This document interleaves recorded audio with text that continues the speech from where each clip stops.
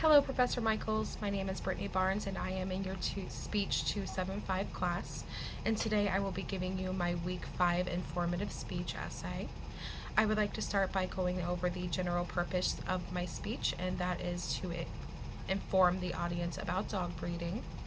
I would then like to explain the specific purpose of my speech, which is to explain the negative impacts that dog breeding has on our local animal shelters. And I would like to also explain my thesis statement, which is that dog breeding is a leading contributor to the financial and mental strains put on animal shelters and its staff. Every time a breeder brings another puppy into the world, a dog sitting in a shelter loses a chance to find a loving home. Kirk 2020. Imagine walking into your local animal shelter. It's overcrowded, with multiple dogs huddled together in one kennel. It reeks of feces and urine that the staff has yet to clean up because someone called off of their shift tonight. You look down and notice that one pup is licking the blood that is coming from an open sore on its paw.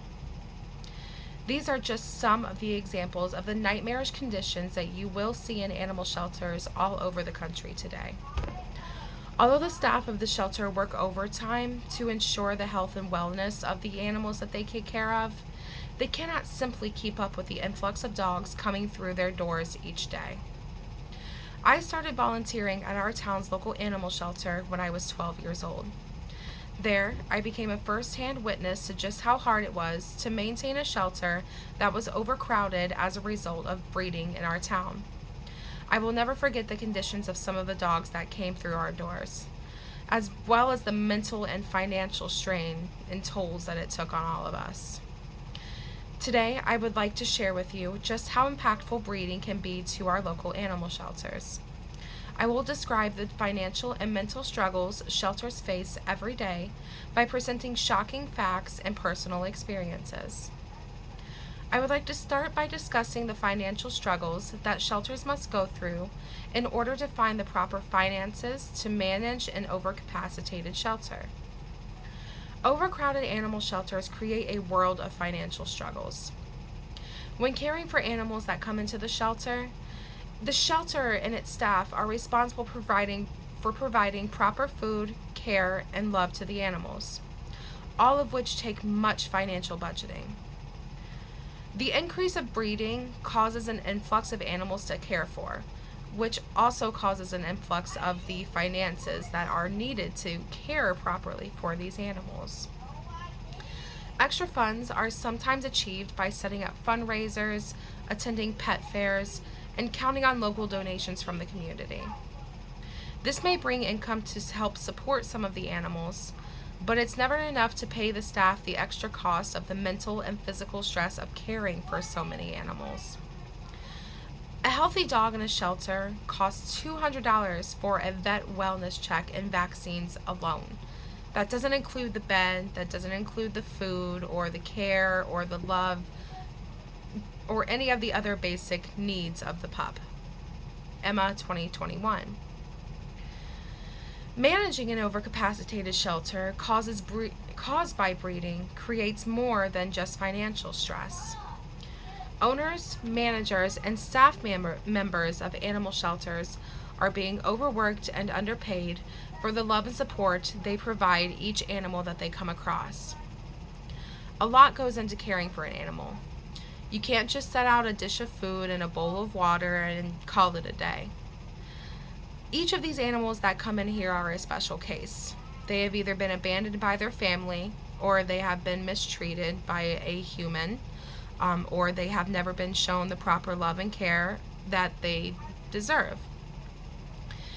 Because the staff of the shelter see these cases every single day, the mental toll of seeing the dogs come into the shelter in these conditions is very taxing. I speak on a personal experience with this. I had a dog at the Owen County Friends of Animals shelter that I volunteered at, and her name was Maggie.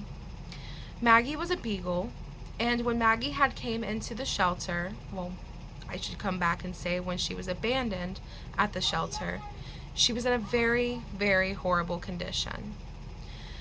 Maggie was a dog that was consistently bred for financial gain. We consider this to be backyard breeding. Because of all of the health tolls that the breeding and overbreeding caused to Maggie, unfortunately, we did have to make the decision to euthanize her. This is another example of just exactly how mentally taxing it is for the animals and for the animal staff that take care of these animals. Animal welfare agents, as these people are often called, are exposed to animal abuse, neglect, and oppression on a regular basis, as well as routine euthanization is